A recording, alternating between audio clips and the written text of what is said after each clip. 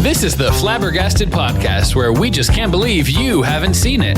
Every episode, we discuss a movie that one of us has seen and the other hasn't. Follow us on Instagram at FlabberPod and subscribe in your podcast app of choice. I'm your host, Rogge. Let's get to it.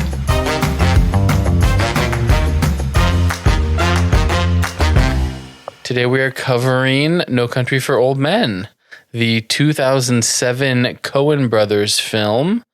Starring Tommy Lee Jones, starring Javier Bardem and Josh Brolin, and also starring Tommy Lee Jones. Violence and mayhem ensue after a hunter stumbles upon a drug deal gone wrong and more than $2 million in cash near the Rio Grande. So, I have seen this movie before in 2007, like in the run-up to the Oscars. I think my mom was gone for a weekend and it was just me and my dad, and he puts on No Country for Old Men and There Will Be Blood and like one other just intense drama from that year. But it's been a long, long time. So you had never seen this before, Jess? I had never seen it. I heard of it, and I am a Tommy Lee Jones fan, and I've maybe seen a few clips, but I don't know why I never actually sat down to watch it, because I am a Tommy Lee Jones fan, for sure.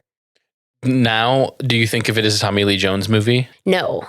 No, it's a Javier Bardem movie. It is. I think. Yeah, it is definitely his movie, because I even texted you. Yeah.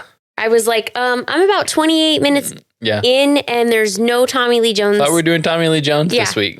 But we do have the nice voiceover of him in the beginning, which tracks. And then I was like, okay, yeah. So never seen it, never really like sat down, and I just don't know why. It was just one of those movies I missed, I think. What about other Coen Brothers films? Okay, so I just looked that up. Big Lebowski. Big Lebowski, seen that. Fargo. The Big Rock Candy Mountain movie. Oh, Brother, Where Art Thou? Yep. I've seen that.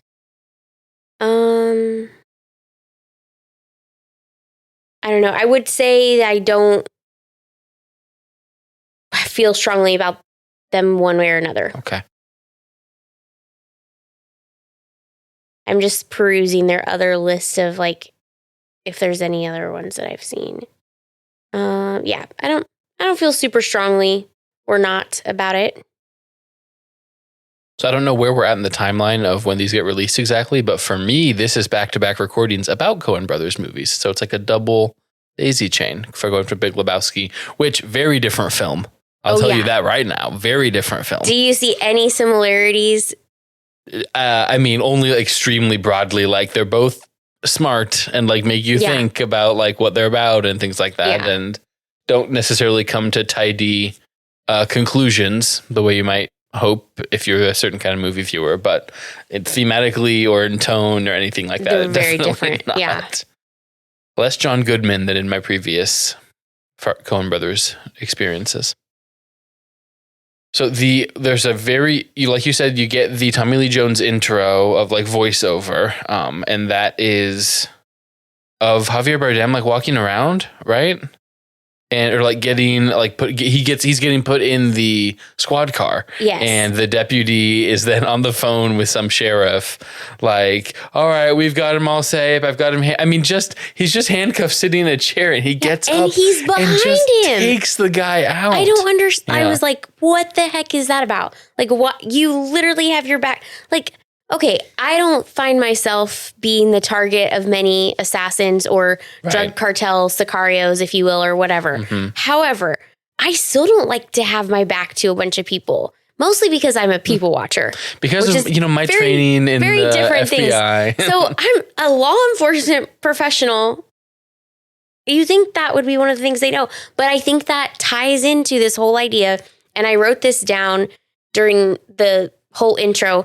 It seems that this movie is going to be about a sheriff that has to be maybe he's gotten a little jaded. He realizes the world is maybe a more violent place than it used to be. And he's going to have to make a decision that he either wades into that or he doesn't. That's kind of like what I originally thought going into it, which made sense because this guy has got his back to him and he's just talking like willy-nilly and just talking like sudden, about him. I did make a note, though. Come on with that detail of the scuffed floor. Yeah. Very like, scuffed. That's pretty good. Super scuffed. Yeah. And like also the blood from like, I mean, it's not just being suffocated like you would normally see. Like it's cutting into his neck. Yeah. They did their homework on what it looks like to get strangled by a guy in handcuffs. In handcuffs, yeah. That was a little intense. I was going to ask at what point you realized that Javier Bardem was just insane, like fully insane, but like it has to be that very first scene. His face when he's got like when he's got him on the ground is just like going nuts. Yeah. Yeah, at no point in the movie do I have any sympathy or empathy or kindredness with him. Mm-hmm. Like, oh, okay, that makes sense that he's doing like any of that. Yeah. Yeah, because he's not even like an anti-hero where they like have their own moral code and you're like, okay, you're working for bad guys and you got to be a bad guy. But you're not going to kill the little old man. Well, that's basically what Woody Harrelson's character was. Is like he gets hired, but he kind of knows the score and he's doing like it's a job for him. Yes. And you can tell pretty early on that Javier Bardem is like this quote job. I mean, it's not, like he's paying taxes on it or whatever, but like this is just an excuse for me to be able to kill as many people as I want. Yeah, he's like so far out of societal norms in any way. Yeah. And he's completely living by his own rules. Yeah. There's a different movie where he is like sweet talking the gas station attendants and kind of getting some information out of them. But instead he's just threatening and or killing everyone all the time for no reason. Like it's counterproductive to his goal. Yes. And that was annoying to me. Also, just taking a minute to point out, did not love the Willy Wonka, Charlie in the Factory haircut. His haircut's wild. Yeah. Yes. Very Will Byers. Like season 3 of Stranger Things. Absolutely. And while we're still at the beginning of the film, before we get too crazy off here, look who's picking the movies that are being mean to dogs now, Rogge. Rachel was displeased. Yes. Yeah. So, I mean, the first one, so those dogs had been trained to be drug cartel attack dogs. Yes. And so you see the dead one, it's like, that's sad. But then when Josh Brolin shoots the second one, Rachel was like, oh, come on, like he's got to kill the dog. I'm like, I mean, the dog was going to kill him. The dog was going to kill. Like he jumped to like attack his upper body, not like just bite his leg or something. He was going for the jugular. Yeah. So I get it in the context of the movie. Still don't love. Right. Still not a fan of the animal abuse though. No, we don't love to see that. The horses did fine. Nothing happened bad with the horses. The horses were fun. There was the cat drinking milk too. It was a big animal movie. It was. Yeah. He pops that bird though while he's driving down the bridge for no reason. I actually had to rewind that because I'm like, wait, is he doing that for a reason? Maybe he's one of those guys that thinks birds aren't real and they're all just the government spying on us. Or was he like trying to conspiracy theory? I thought maybe he was like trying to knock something out on the bridge to make it like not usable or something. And like, no, like how it keeps lighting cars on fire. Apparently you're just hitting the... Yeah. Okay, but he lit the car on fire to cause a distraction so he could steal the medical supplies. But he could have just bought the medical supplies. He could have. And I don't know, like... Right. Does he not have any money? There's no way he doesn't have any money. I don't know if we're getting so off track here, but also I don't understand the air gun contraption. Well, yeah. I mean, like the physics of it. I don't know what it was shooting and how it never got reloaded because surely it could not just be shooting air and having that impact. Like it has to have some kind of projectile. So I understand when he has the canister, he's just using that to like kill the dude on the forehead or pop out the locks. And like, it's like Tommy Lee Jones explained with the killing the cattle and it's just popping out the thing. But when he said there's a rod that just gets, it's just popping out. Okay. But then when he's using it like as a piston. When he's using it as a gun, is that just a silencer that he has on a regular gun? I didn't know that it was actually a part of the gun. Yeah. It seems like it has something to do with it. I'm not 100% sure about that either. And for that, I was like, okay, that's clever. You don't want a gun because you're crossing the border, maybe that you don't need a gun to be mischievous looking. Right. Or also... You get the caliber, the forensics of, okay, the shells. This bullet, the shells for everything. So I'm like, okay, interesting there.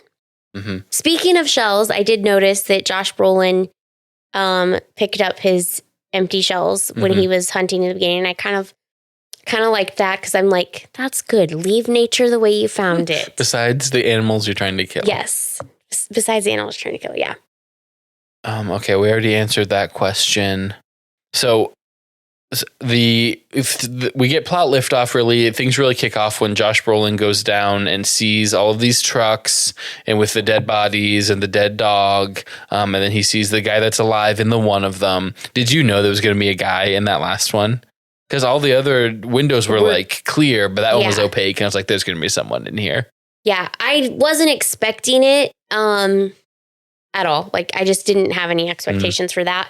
But I also, if we're talking about that, the obvious thing is, this is me putting it together. Maybe I missed something, but one group of people had the drugs, one group of people had the money. There's supposed to be some kind of exchange. Something goes wrong, and there's just a shootout, leaving Everybody both dies. drugs and money. Correct. And I don't know when Javier's character comes into play at that point, because he's not a part of that group.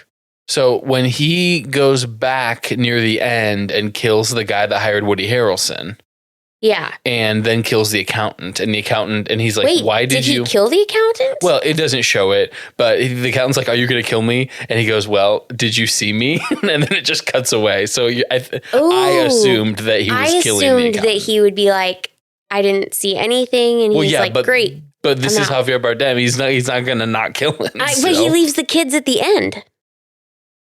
I think he probably, honestly, when he was looking at the rearview mirror, I think he was considering killing them. And then he doesn't kill them because he had a fully broken arm and was in the middle of the street with the police coming. I don't think he had an opportunity to kill them. I mean, I'm not saying he didn't kill the accountant. we didn't see it. So it was off screen. I assumed it was happening. We didn't see him kill the wife either at the very end. Also, very upsetting, but okay, fine. That he did it and had to do it, yeah. So I think the guy that hired Woody Harrelson also hired him first to recover the money and or drugs. It must have, but then why did he hire Woody Harrelson to track him down? Because he killed those 3 people in the hotel, and he's making too much of a mess. Well, and he killed those 2 guys that took him down and were talking him through it. That second group of guys. What was he just killed them. He just loves killing people. Yeah. It wasn't about the $2 million for him. Or even about, I don't know, like, I was going to say good business, but that's really horrible to say. But like, it's not logic that's driving him. So that's what I would say. They originally, that's where he comes in. I just feel like they did it a little weirdly because we see him get arrested at the beginning. Right. Maybe he was speeding, or he had plates that were expired because he keeps stealing cars, right? Yeah. Like, who knows? So that's why they hire him, and then they hire Woody Harrelson to follow it up. Okay, so to cover their own tracks, I guess. I think my takeaway from how opaque all of that is that the directors are like, don't get too bogged down in the minutia of like who is being hired to do exactly what and like for what. It's like, this is just about, it's like a psychological, that it's this guy, how insane he is, the guy trying to stay half a step ahead of him, and the sheriff who's a step behind him trying to track him. And it's about those 3 guys. And we're just kind of thinly putting them in a plot with a briefcase in it. I do want to say I enjoyed all of of course I enjoyed the Tommy Lee Jones scenes, but the ones that he's kind of schooling his deputy, like, he's not a jerk about it at all. And the deputy's good. Yeah. I mean, he's making good observations. Yeah. And it's a very encouraging relationship, maybe is a good way to put it. Like, Tommy Lee Jones is sharing his knowledge and wisdom, and the deputy is eating it up. And he's not just telling him. Yeah. He's like leaving breadcrumbs for the deputy to like work it out on his own. And I really think that's like a noble kind of old guard training a new guard kind of. He seems like a good mentor. Philosophy, yeah. Yes, absolutely. Because he actually cares about the profession and justice and stuff like that, I think. And he's paying attention. Yeah. Quote from Rachel: "That's a lot of cocaine." Just like in the back of the truck there. I really liked Josh Brolin. So we found out later that he had been in Vietnam, but like this is like a guy that clearly is a hunter. Like, I mean, that's what he was out doing that day, was trying to get an antelope or whatever. The way he like is able to see the tracks of the car and is like, okay, where would this guy net go? Okay, he's going to go to shade. Like, where's he's the like last tracking guy? him like an animal and like processing through it logically. And so he, I mean, another world should have been a deputy to that Tommy Lee Jones sheriff, because he was able to think through, oh, this is a drug deal gone bad. There's got to be money somewhere. There's got to be a last guy standing. Where did he go? Which way? All that kind of stuff. I didn't put it together until you just said that, but that's why when Tommy Lee Jones is talking, he says something about the Moss boy or whatever has, I've seen things and so has he. And I thought that's a reference to him being a veteran that I didn't realize at the time. I'm like, what is he even talking about? How do they even know each other? Yeah. I do have a note on here, like inspection plate. What are they talking about? Like the VIN, I think on older cars, the VIN number wasn't like etched into the car. Like he was able to pop all that off. Okay, that's kind of what I was thinking, like the VIN number. Okay.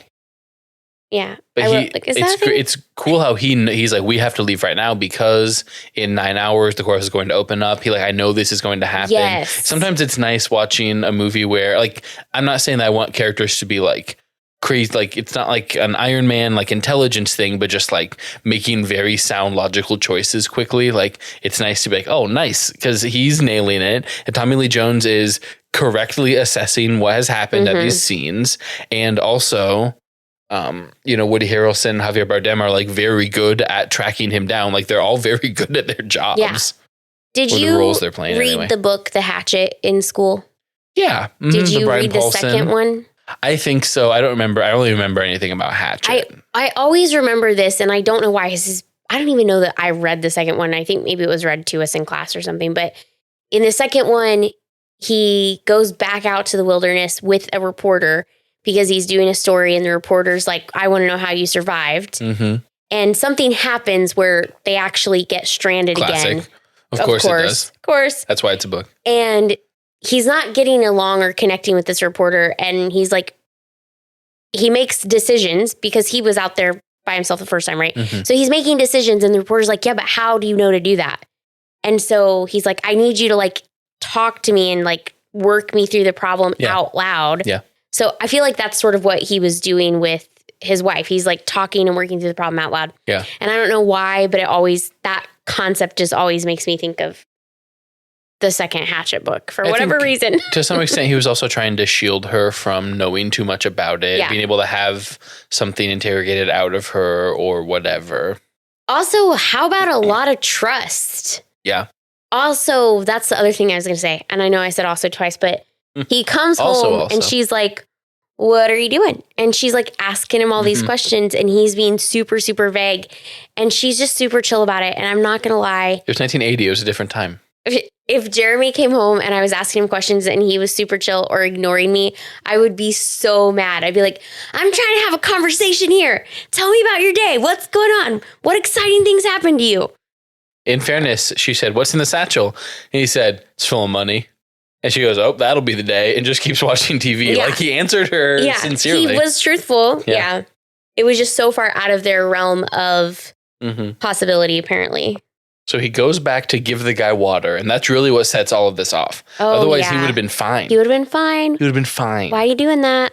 He goes back to give the guy water. He even said, like, I'm going to go do something stupid. Just really quick. As a hunter in the middle of a very heated environment, why are you going out without water in the first place? I'm just throwing that out there. Yeah, you live in Texas. Yeah, it seems like I don't even go to work without a water bottle, and they have water there. Right. I'm just saying. Well, and then I have two more I'm just sayings. Can we, there's 3 trucks down there. Trucks can get down there. Why does everyone keep parking up at the top of the hill? Yeah, and why do you need horses to check it out? Just drive down. Yeah, agreed. And then, so he sees them slashing his tires. He knows he needs to start running. He's not even zigzag running. Like, I'm an idiot, and I know you're supposed to zigzag. They're shooting at you from a truck, which, like, the truck was really struggling to follow him. I mean, it's not a paved road. I'm assuming it's just because of, like, the bumps in the ground. So he's got, like, a little bit of a head start because of that. But, you got to be zigzag running, my guy. It's Yeah. first grade. That's what they do in what's the Mayan apocalypse movie, the Mel Gibson one? You know what I'm Isn't talking it about? Apocalypse Now? No. Apocalypse Now is about the Vietnam War. The one where it's called 2012 or something. Remember how the world was supposed to end in 2012? Producer Jeremy, look this up. One. I'm pretty sure. Okay, Mel Gibson, first of all, is not in Apocalypse Now, which is a movie I've never seen. I thought he directed it or something. Right, I think he produced or directed it or something. John Cusack's in 2012. What movie am I talking about? That's the one where they have the arcs. It's 2012, yes? Okay. I mean, I don't know, Rogge. Apocalypto, possibly? All of those, yes, I'm talking about Apocalypto. Disaster movies are the same. I can't tell them apart. It's not a disaster Just movie. Like the British white guys. Movie. It's set in like Mayan, in the year 1502. And yeah, it's about Jaguar Paw. Yeah, is the main character. Yep. It's directed and written and produced by Mel Gibson. Anyway, at one point he gets captured by a different tribe, and then he gets set to like, okay, you can run, but like we're all going to shoot you with arrows. It's just kind of like a sport thing for them. Yeah. And he just tricks it by like zigzag running through it. And they're like, oh no, what do we do? So that's what I made me think of. It's a survival skill. Apocalypse. Zigzag running. So yeah, there's a couple things that he didn't do perfectly, but I mean, also, it's a stressful situation. So you're going to maybe forget something because he does a great job after that. He swims in the river with one arm with the dog following him. That's wild. And then he gets his gun out and has 15 seconds to blow the water out of the cartridge before he puts it back in, and the dog lands. I mean, it was so right close. There. That's a nail biter right there. What else? The gas station scene is insane. Like, can you name a more stressful, more menacing scene in a movie off the top of your head? No, that was really annoying. Because the guy is just being super normal. Well, and he's trying to be like super nice too. Like he's just talking to him. Like he's a bored fella. Yeah. And you're coming in, he's just chatting with you. And even if you don't like, if you don't want someone to chit chat with you, or whatever, like he doesn't just keep doing that. He's just like, I'm sorry. Did I do something wrong? Right. Is there something that you need? And he's not answering logically. And it's just like, and he keeps asking questions and trying to like have the conversation. Like they're obviously having two different conversations. Yeah. But instead of just being like, dude, here's my money for my gas, get out of here. Yeah. Like I'm leaving. Yeah. He like decides he's going to up the level of this interaction. Yeah, he's purposely messing with him for no reason.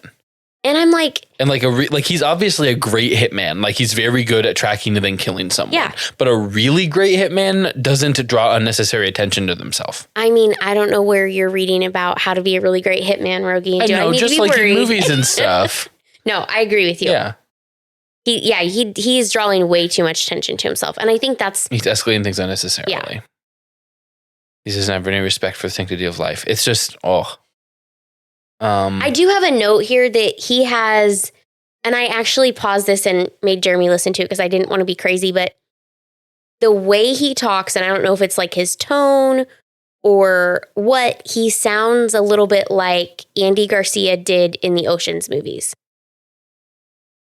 That's the Andy Garcia, yeah. That's the owner of the casino, right? Yeah. Okay. Like it's very kind of chill, and the tone is there. And I really, I paused and I listened to it because I was like, he sounds like somebody. And it's definitely in the Ocean's movies. Like, I don't think it's in every Andy Garcia movie because he does different inflections, obviously. But it just really put me in that.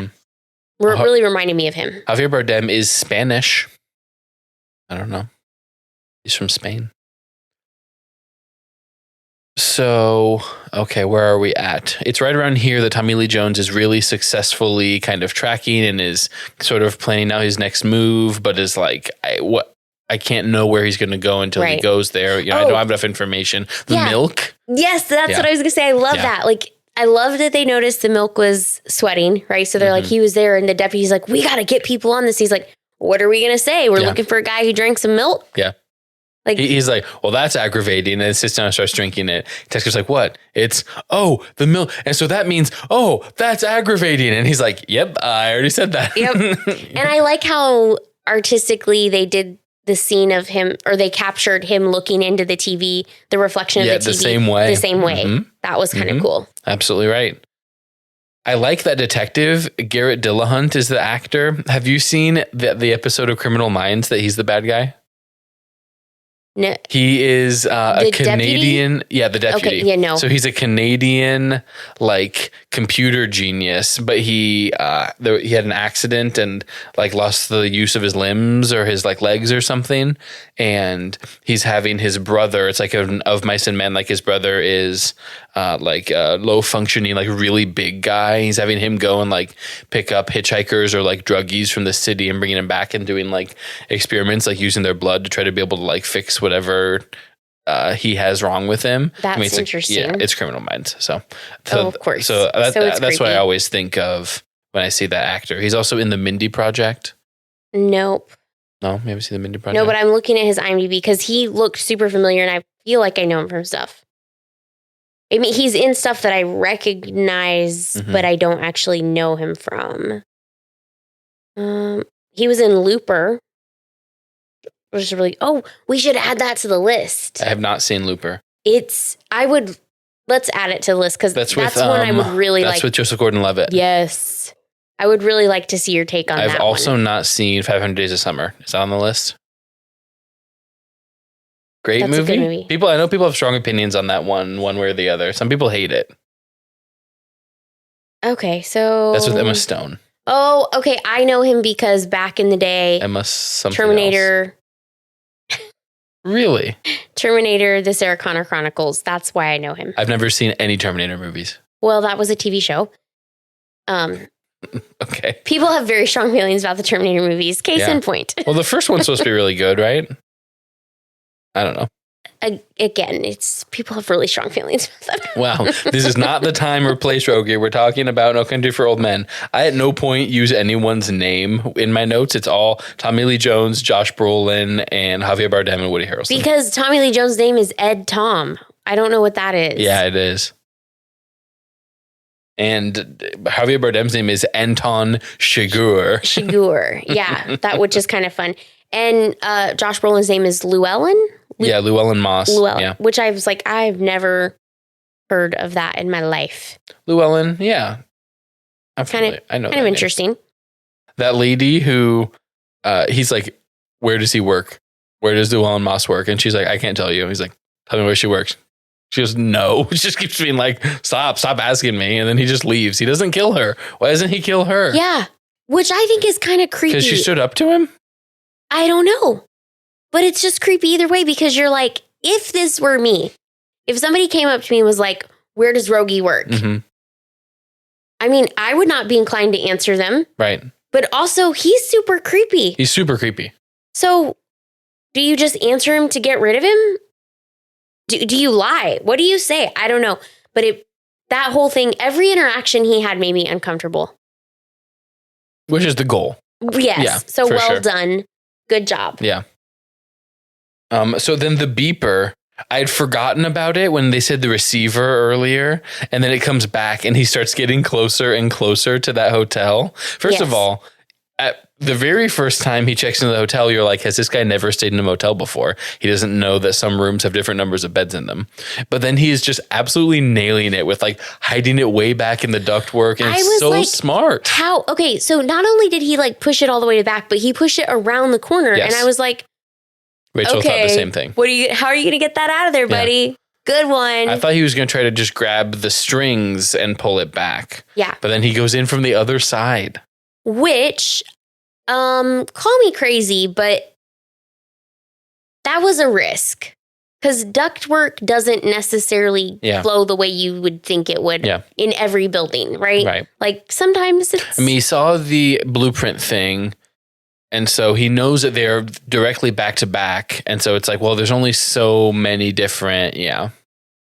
And at that point, I mean, everything he's doing is a risk, you know? Right. He knows that this guy's after him. And is this really worth the risk? But okay. I mean, obviously he thinks it is because $2 million in 1980 is what, 10 mil now, at least? But he knows all of those dead guys at the beginning, like, they're super this dead. Isn't free. Yeah. Okay, almost $7.5 million. I wasn't too far off. So I don't know. Yeah, he pushed it around the corner, which was pretty great. And then I loved when he's at the sporting goods store and he's like, I need tent poles. And he's like, well, all of these people, every person in the service industry in this film talk a lot. Yeah. Well, what kind of tent you got? Well, I don't know. I just need tent poles. Well, if you tell me what kind of tent, I can order you the right tent poles.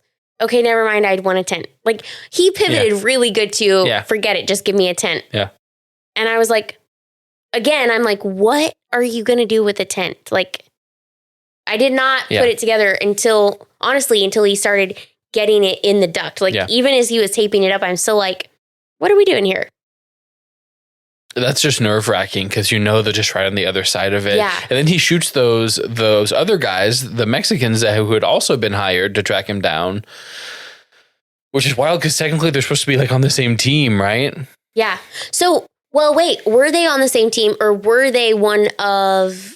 I don't know that they were on the same team. The accountant said, well, we figured having two guys going after the same lead which was I better thought that was Woody Harrelson and Anton. No, because he said, why'd you give a beeper to the Mexicans? Or why'd you give a receiver to the Mexicans too? Oh, okay. Yeah. Oh. Here's the question. Is that kind of beeper receiver action real 1980 technology? A transponder. By the way, Rogge and I both just looked at Jeremy. Jeremy, you're our tech guy. I don't know if that technology is real, but I also don't know why he didn't crush the transmitter. Right. He was like okay, this is going to be the showdown. He's going to come in, but I know he's coming this time. Yeah. That's the only justification I could think of. But also, he got out of the hotel. In time, which surprised me. I don't feel like this movie was super... No, I mean, when he was shooting up the other guys. Oh, you're out of the motel? Yeah. Yeah, you got a taxi or whatever. When he's getting... Yes. Yeah. He jumps in the taxi or... No, he hitchhikes. Because the guy's like, you shouldn't be doing that. Yeah. And he's like, doing what? Hitchhiking. Yeah. Okay. So he gets out with the money. He goes into the other lodging facility and finds the beeper there. Correct. Because he was like, how did he find me that fast? Which is super He's so creative. Like, I don't know why you would be even thinking of that. I mean, you should be thinking of that. But like you said, the stress and everything, like, would you even consider it? And then he finds it. But immediately, Anton's there. He found it too late. Yeah. But I mean, like, how much time had actually passed? Because if he was busy killing these guys and the guy was on the move, like, he only stopped at that hotel because it started beeping as he was driving by. Do you see what I'm saying? So I'm not really sure I understand. I mean, I'll accept it because that's part of the movie, but... Yeah, so he gets back in his car and he starts driving just farther down the highway to the next city. And it starts beeping again, maybe? Because he went to that first city on purpose because he went... So Josh Brolin went there because he was trying to buy a car from Roberto.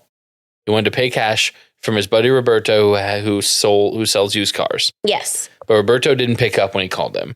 But Javier Bardem had his freaking phone logs for how much he was being charged for every phone call he made. Yeah. And so he's just going to the cities that had those people in them. Now, do you remember when phone bills came like that? No. Oh. Are you kidding me? Absolutely not. Do you remember when phone bills? Okay, just double check. You were getting charged by the call from your landline from your house? At some point. Yeah. I mean, even now, if you go look at your cell phone bill, it will literally tell you every person you called and how long you stayed on the phone with them. Like on my app, on the Visible app? I don't think Visible does that. You have to look at the detailed version, though. I don't know how to do that. That's wild. But I'm also like, look at how much data used to just be in your mail. Yeah. Like, it's not as much as it used to be, I think, but still. You can find anything. Okay, so that's why he was in the city. That's why he was driving in that direction. That's how he happened upon him. So he jumps out the window, and then Javier Bardem is just like dropping dimes, like popping the guy that's driving the pickup, and like just almost getting him so many times. With his actual shotgun. With a silencer on it. Yes. Right? It's got to be a silencer. But I don't know if that silencer is also like compressing things somehow. I don't know if that silencer looked big to me. It looked like it was supposed to look of a piece with his air pressurized thing. That's what I thought. And that's what was kind of throwing me off. But okay, fine. It's a silencer for a shotgun. Or not a shotgun, a rifle. I don't know anything about that. So Javier Bardem uses the bloody footprints to track Josh Brolin and then realizes at the last minute that he's behind the other car and then has to dive out of the way. And then Josh Brolin is using his bloody footprints. That's what you're talking about? Yes. The back-to-back footprint, bloody footprint tracking? Yeah. Like that's it's very clever. It was so cool. The both of them being alive after that is just insane. I mean, he's got he's pouring blood out of his side. Yes, yeah. And stumbles into literally Mexico. And it's just like, someone, doctor, please. Was kind of like that. I love how he stumbles in because he steals, he pays for the kid's jacket and the beer, which makes his he just he just gives himself more of a cover story. Yeah, his stumbliness, gives him a little cover. Both of them, their pain tolerance just to be still walking. Because Javier, not until the next morning, is in a car and then stumbles into the pharmacy after he blows up that other car and is just walking around and then doing surgery on himself with a mirror. I love how you see him pulling out the crap in his leg and you see him giving himself a shot, but you don't see him dressing it. Oh, you do see it dressed he squirts the afterwards. Stuff on it. Yeah. Yeah. Which that was pretty, we have some of that brownish reddish stuff. No, it's the other stuff. Betadine? Is it the same thing? Okay, we have some of that for animal wounds, but I was like, I know what that is. Yeah, I get it. And I love how he poked the holes in the top so it would have the little bit of pressure to kind of flush the wound. So that was kind of cool. You wouldn't think to do that. That's not your everyday actions. Yeah, that falls in line with being a hitman type of thing to me. Yeah, for sure. But I still don't understand why he didn't just go buy this stuff. So then he kills Woody Harrelson. Which, if this guy was any good. Yeah, he got absolutely played. He got roasted. Yeah. He comes up behind him. Hey, Carson. And I'm like, what is that? You were supposed to be good. Even when he's having the conversation with the guy in the building, the office building, and he's like, well, you hired him and he's making a mess of it. And that's why you hired me. Yeah. He's supposed to be. It seems from the way they're talking about it, he's supposed to be the next level up of good at your jobness. And whatever he tells Josh Brolin, I know this guy, he doesn't have empathy the way that we do, and he works off of a different code kind of thing. But he still lets him take him up to the room and tries to bargain with him and offers him cash. At least just tackle him on the stairs and make him kill you in the middle of the lobby and try to get him locked down or something so you can get some more help or whatever. Yeah. So that's wild. But then Woody Harrelson kind of tells him that he knows where the suitcase is. Yeah, off over by the river. So I was like, oh, now he knows about it. But then Josh Brolin still has time to go back and get it the next day once he gets dressed. So it's just a lot going on. The mother-in-law, who sucks so bad, annoying. Completely screws him over. Because he would have made it. Yeah. He would have been fine if it wasn't for that. Because it's not even... Well, she was just being her normal character. She wasn't trying to be too open with where they were headed or anything. That's just her. She's just obnoxious. The 80s were a different time. She was obnoxious. I've got the cancer. You know how many people I know in El Paso? This many. Yeah. I don't know why they didn't leave her there, honestly. Here's a broad question I have. I don't know how I felt about the Tommy Lee Jones going and talking to some old paraplegic man that I didn't know prior to that scene, just out in his hut or whatever. Yeah. But here's my question. What's the infrastructure situation? We've got all of these trailers that there's no one else around them for miles, and they're all just fully plumbed and have electricity running to them and stuff. The grid, no wonder the grid in Texas is always going down. These people are way out in the boondocks, and I don't know. I don't know anything about any of the infrastructure, but I wondered, and I didn't take time to rewind when he was talking in the very beginning when he does the voiceover and he starts talking about his family being lawmen and different lawmen that he knew of, etc. And I wondered if that guy was one of the people that he had referenced at the very beginning. He definitely worked with him. But I didn't actually go back and listen to it. So he's talking to him about the world. Everything's like really slowed down at this point. Did you think he was going to catch him? I don't know. I wanted him to catch him. Yeah. I really wanted him to catch him. I definitely did not want him to die, but I thought with the way this movie's going, he's probably going to kill Tommy Lee Jones. Yeah. But here's the interesting thing. He never really realized, or it was never his concern that the police were tracking him. Anton.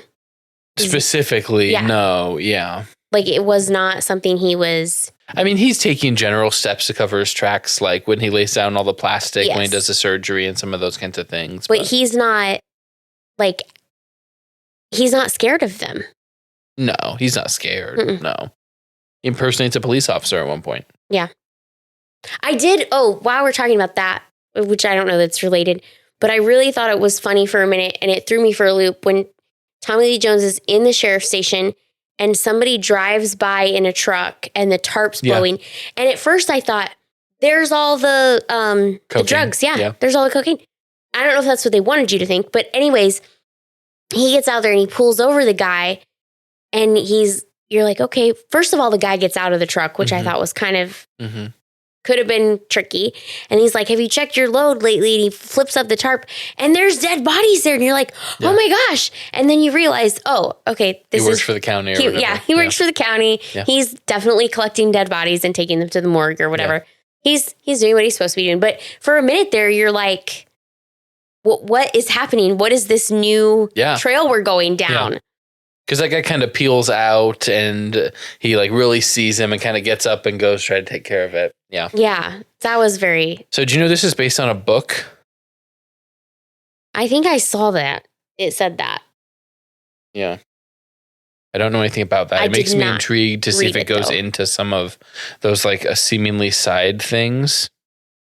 Like the Woody Harrelson character. It's a 2005 Cormac McCarthy novel. Oh, wow. I do remember saying I like the name Cormac.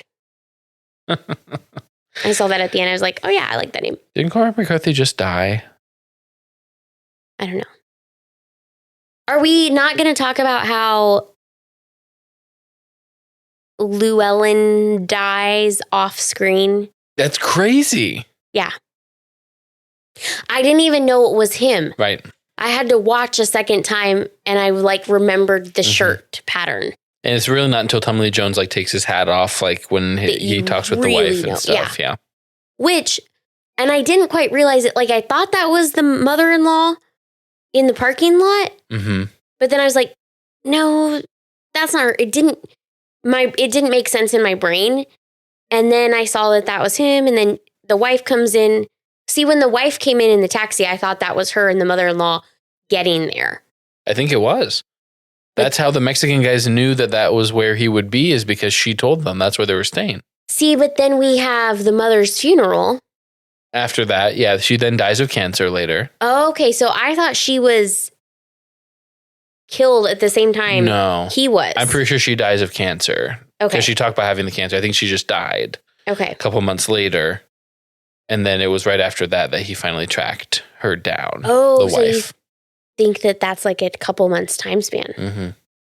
Which tracks because weeks. He retired. Yeah. Right. He had time to retire. He kind of gave up the case. Okay.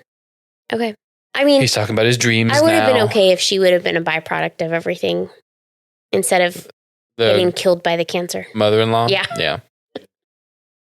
It's a tragedy. Well, I guess it's technically a comedy because not everyone died, but pretty much everyone died. The bad guys win sometimes, huh? Yeah. I do feel that whole... I mean, again, to me, it's like there are bad guys and life isn't always... Not everything is always good, right? Yeah.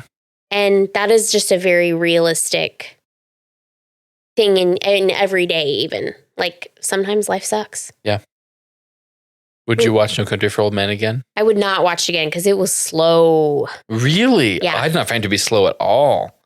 I thought it was intense, and it was keeping me interested in, is Tommy Lee Jones going to catch him? Is he going to, how close is he going to get on his trail? And can he stay one step ahead? And it was slow up until Josh Brolin got the hotels.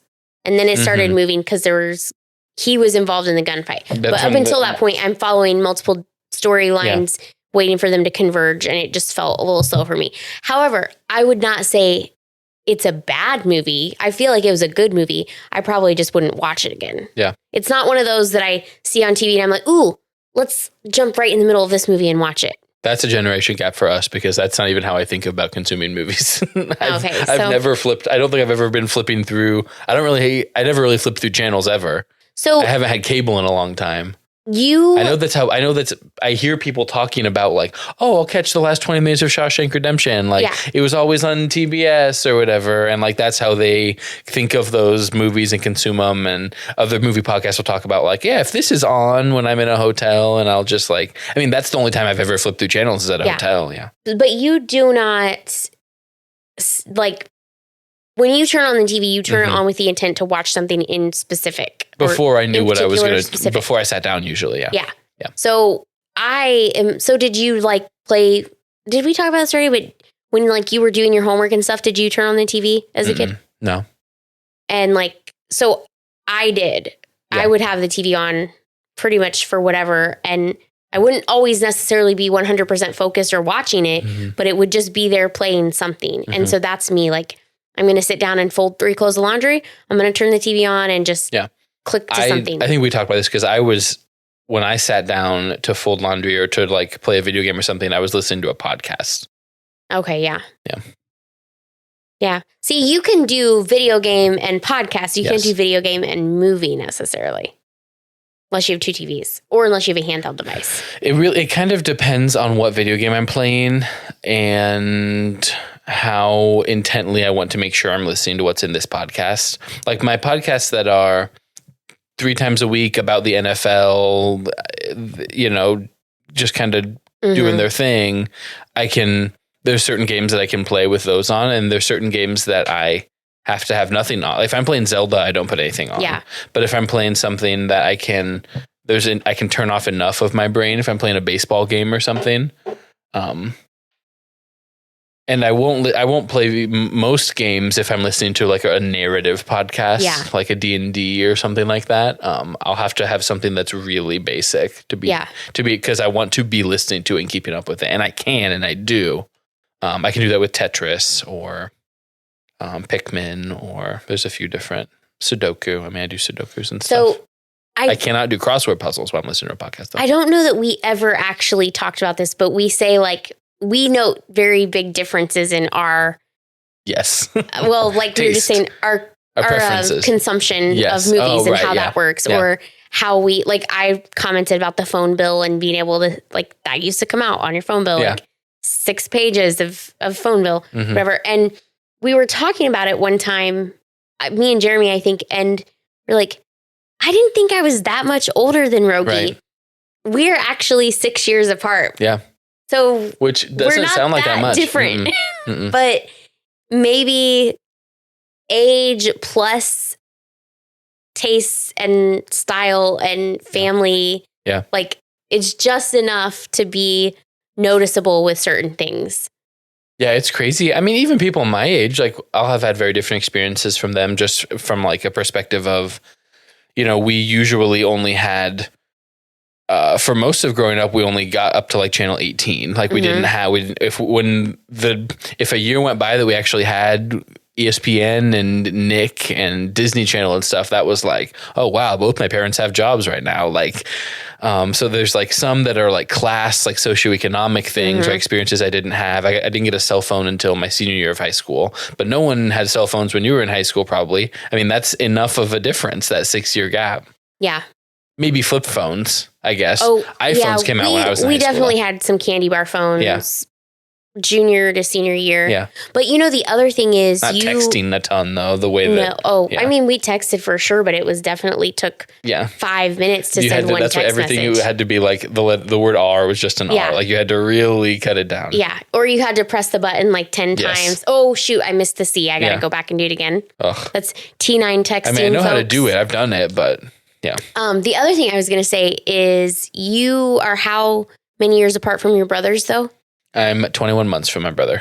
Okay, so my sister is 10 years older than me. Mm-hmm. So I even had like sort of a only child vibe going on for a while. Sure. And both of my parents worked sometimes. I mean, they had different styles of jobs, but there would be times that I was home alone a lot and not necessarily hanging out with friends. So I turned on the TV and just figured out. I mean, I consumed a lot that way. And I think I was an early adopter into podcasts, and so there's that part of it too. Yeah, and video games I was really into, and I mean that gets into my like self-diagnosed neurodivergence and like how the way that I am and stuff. So No Country for Old Men. Yeah, I would watch again. I really enjoyed it. I didn't remember a ton. I mean, I knew broadly what it was about, like very broadly. I knew that if Javier Bardem was a hitman and he had a pressurized air gun thing. Yeah. And that was about it. I would say if I was with somebody who'd never seen it and they wanted to see it, I wouldn't be like, I'm not watching that. I would watch it again. But as far as just choosing to turn it on again, probably not going to do that. But again, and this is where Jeremy's like, what would you rate it? And I'm like, well, it was a good movie. Mm-hmm. It's no Fantastic Mr. Fox.